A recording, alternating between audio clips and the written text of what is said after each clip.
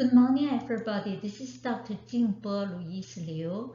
Today we start your chapter 9, the models of chemical bonding. They are going to discussing 5 different key topics. The first one, briefly, we are going to show you atomic properties and chemical bonding. And then we are going to be more focusing on 3 different chemical bondings. The first is called ionic bonding model. The second one called covalent bonding model. And then the last one called metallic bonding model. In between, we are going to show you the bond energy and electronegativity as well as the bond polarity. So let's take a look about different chemical bondings. So generally speaking, we have 3 types. The first one called ionic bonding.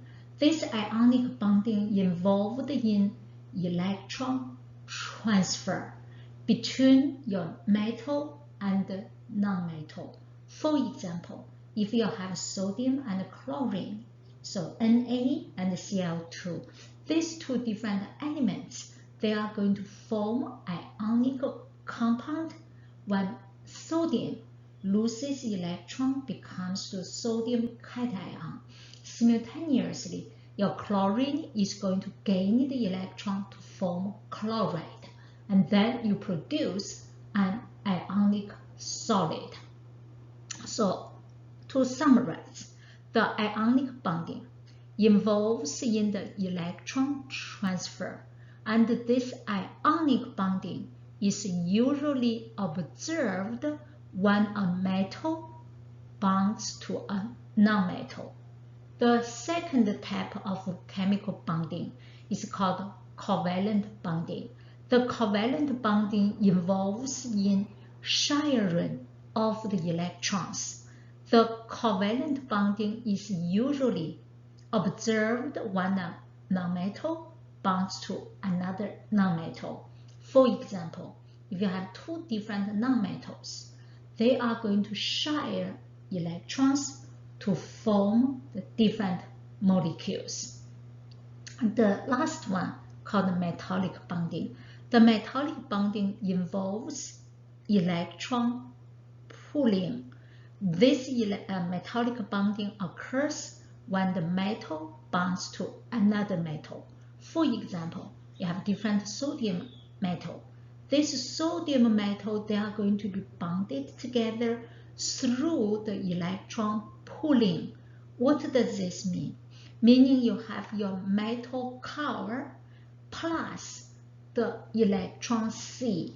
The electron C refers to the outermost electron plus n-1d electrons. So again, the metallic bonding involves in the electron pooling. Electron pooling refers to the metal ion core in the electron C. And then this metallic bonding can be observed when a metal bonds to another metal. How we are going to show this different electron sharing or electron transfer?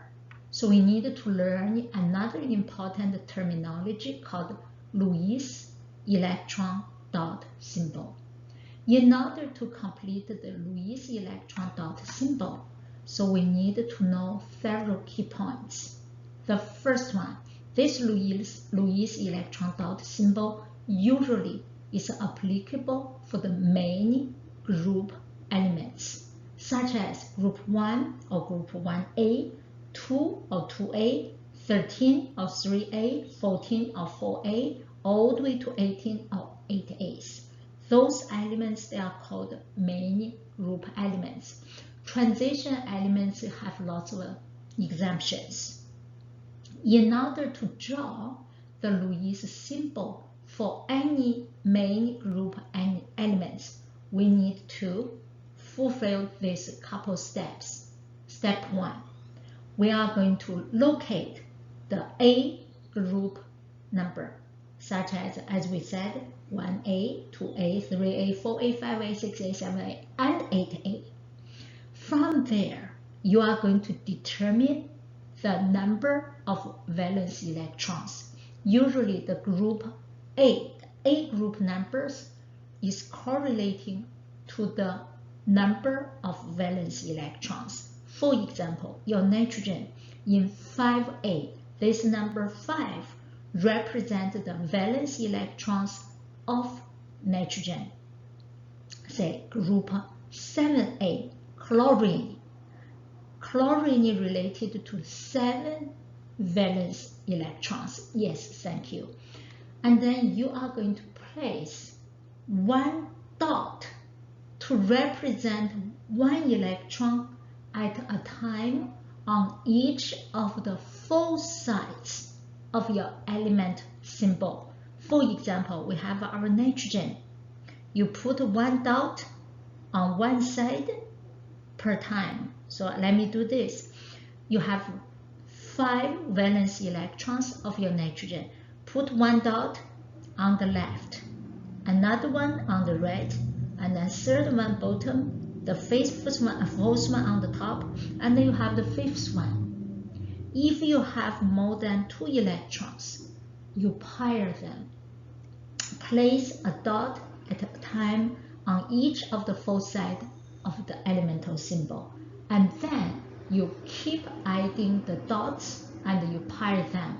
So you are going to pair totally up to 8 electrons, such as our argon. Argon in the group 8A. Argon or neon, the noble gases, have 8 valence electrons. You put 1 on 1 side of your elements, and then keep adding by pairing them. So each side you put 2 electrons. Those 2 electrons called a lone pair. Later on we are going to show you more. The example again for this nitrogen.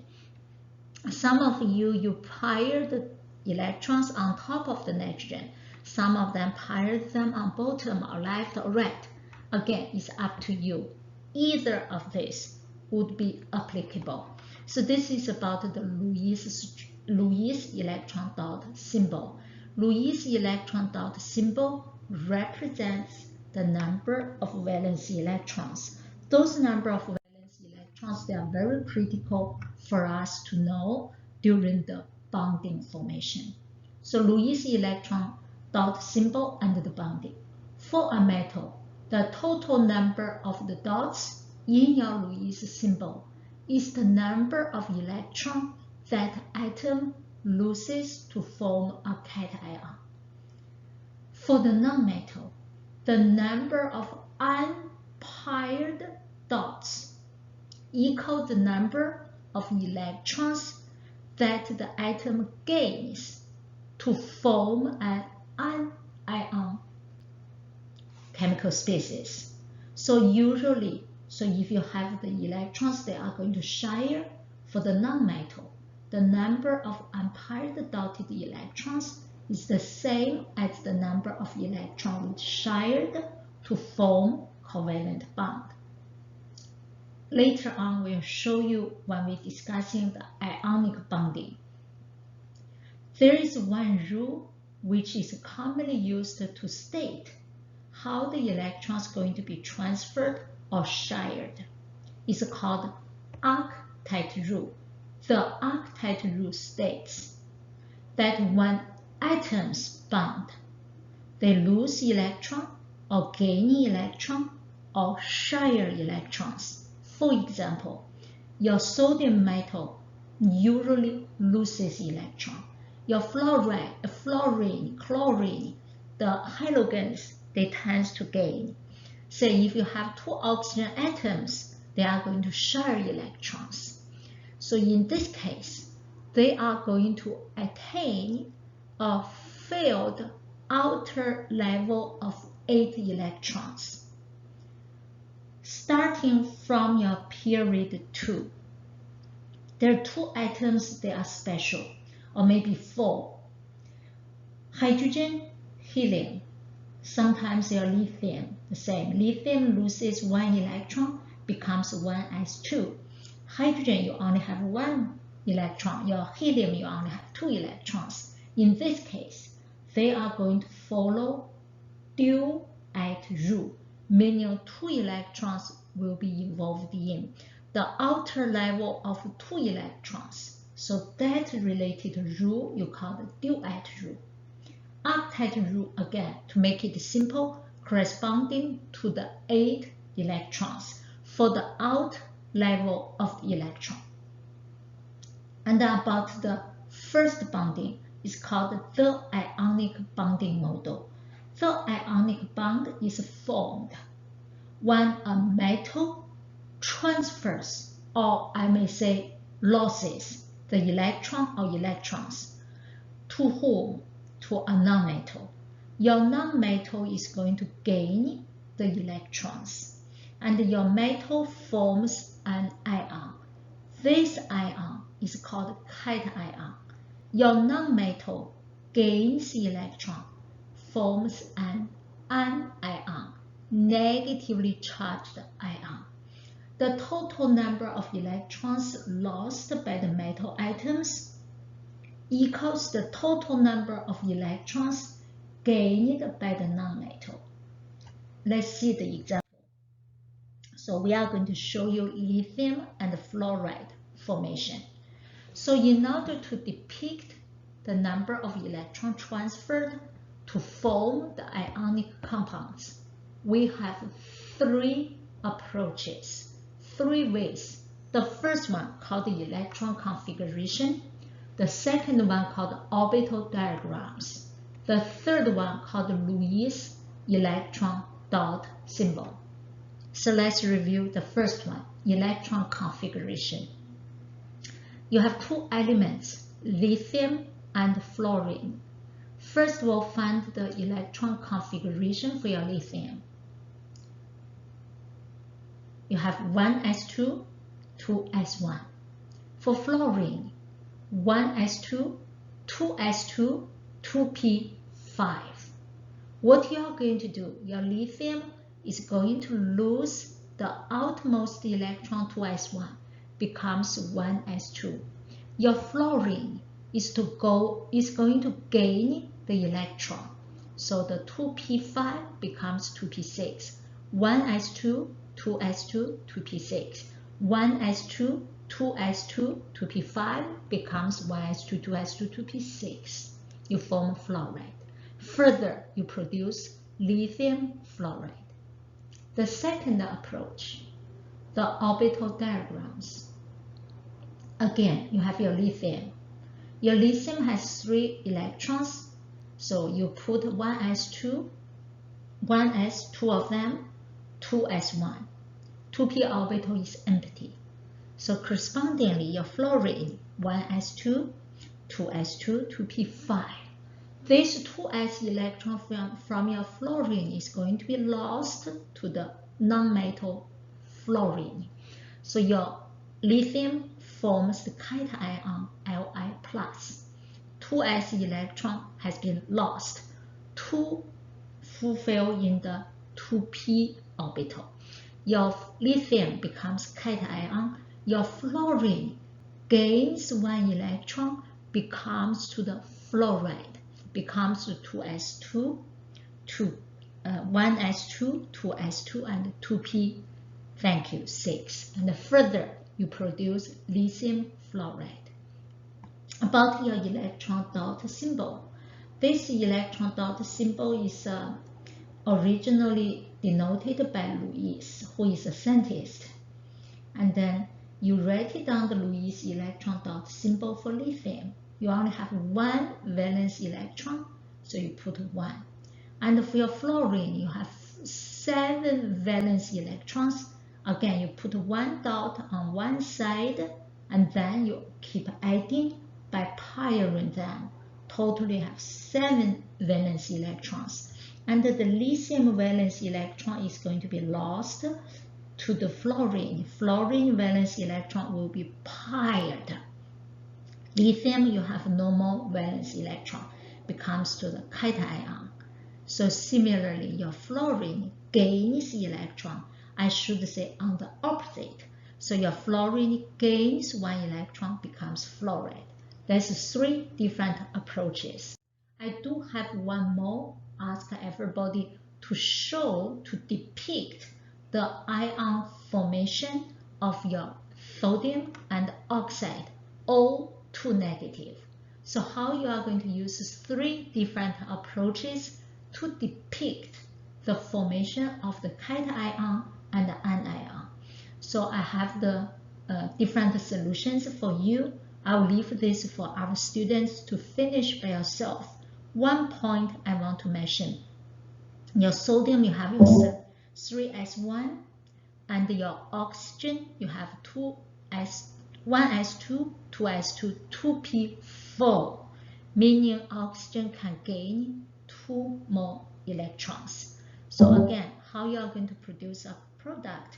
So your sodium oxide, write it down as Na2O. Why is this? What's the reason? This is a question for our students to finish it as our homework.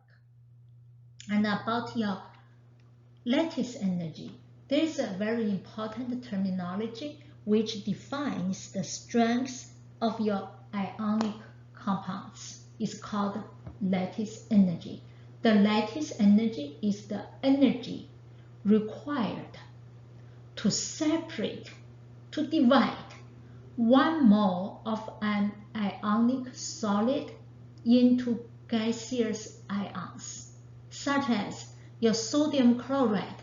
You break down the sodium chloride ionic bond, which you have 1 mole of these solid substances. You break it into gaseous ions. The energy required is called lattice energy.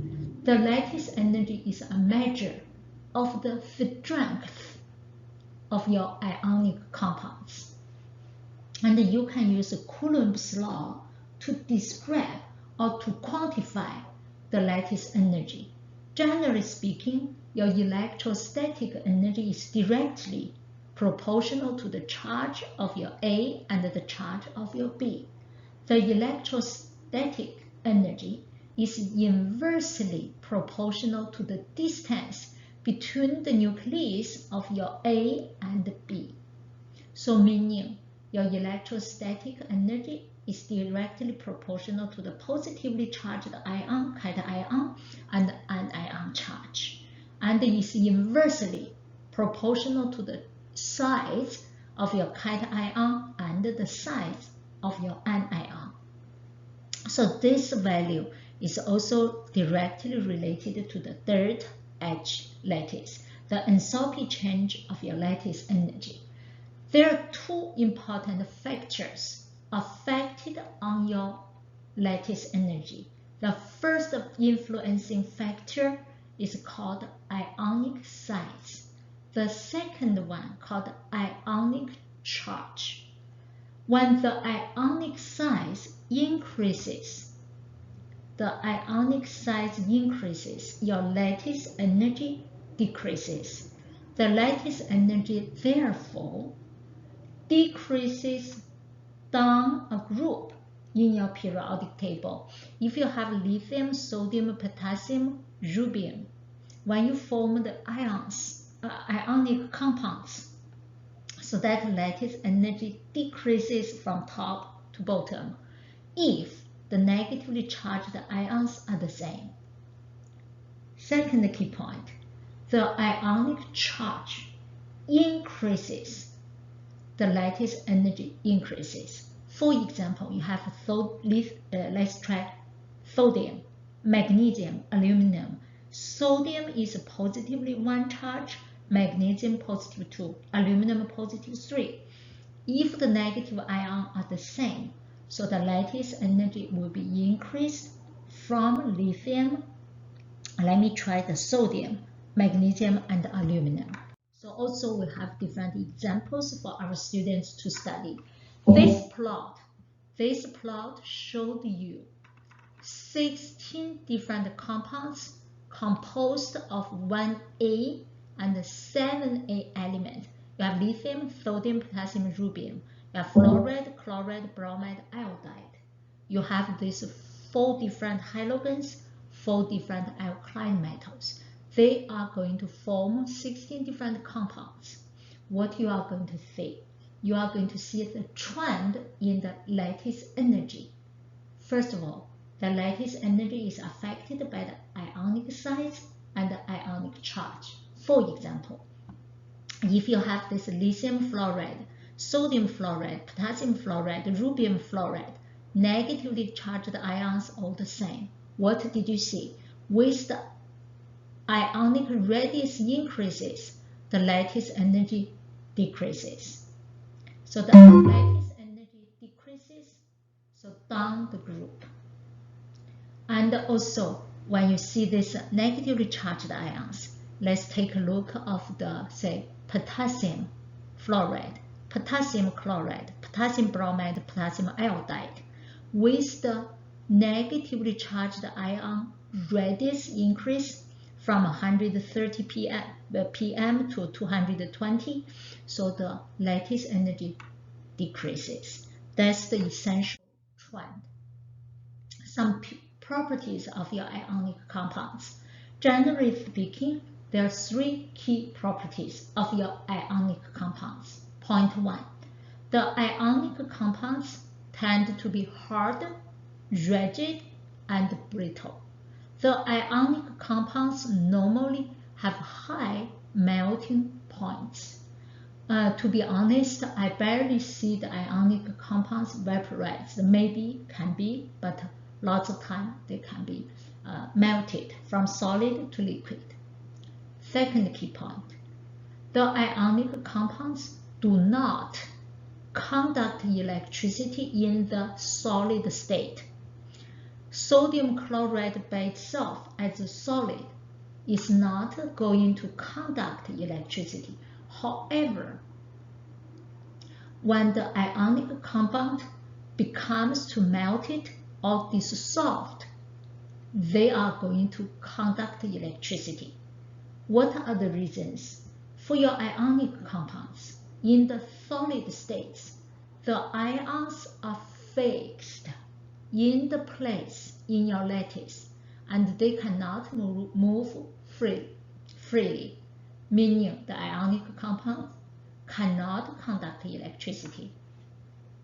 When you melted your ionic compound in the liquid state, so the ions are free to move on, meaning those ions can carry the current. In the same way, when you dissolve your ionic compound, for example, in water, you form an aqueous solution. The ions are free to move around. Next class, we are going to be more focusing on the covalent compounds. So we need to learn bonding pairs and lone pairs. For your electrons, you have 2 major types of pairs. If you have your atoms which share electrons to achieve a full outer layer level of electrons, either 2 or 8, the shared electrons, they are called shared pair, also called bonding pair. For example, your hydrogen, 2 hydrogen atoms, they share 2 electrons. One hydrogen provides 1 electron, another hydrogen provides the second electron. They share these 2 electrons. These 2 electrons, they called shared pair or bonding pair. And then for your 8 electrons, for example, fluorine. So you have 7 electrons for each fluorine. That single electrons will be shared by 2 fluorine. So these 2 electrons also called shared pair or bonding pair. Each of these bonding pair, you are going to use 1 line to represent. So this 1 line, 1 single line, represents the pair of these 2 electrons. So in that case, you call it single bond. And there's some electrons we call lone pair, also called unshared pair. For example, you have the outer level electrons which are not involved in bonding in this fluorine, this pair. Let me do this. Pair 1, 2, 3, 4, 5, 6. 6 different pairs. They are not involved in bonding. Only the shared pair involved in bonding. So in between are fluorines, so you put a line. And the other electrons, you call them lone pairs. Totally you have 6 lone pairs, so meaning 12 electrons are not involved in bonding. And the properties of covalent bonding, so are more involved in bond order and bond energy, also bond length. So we are going to do more comparison about bond order, bond energy,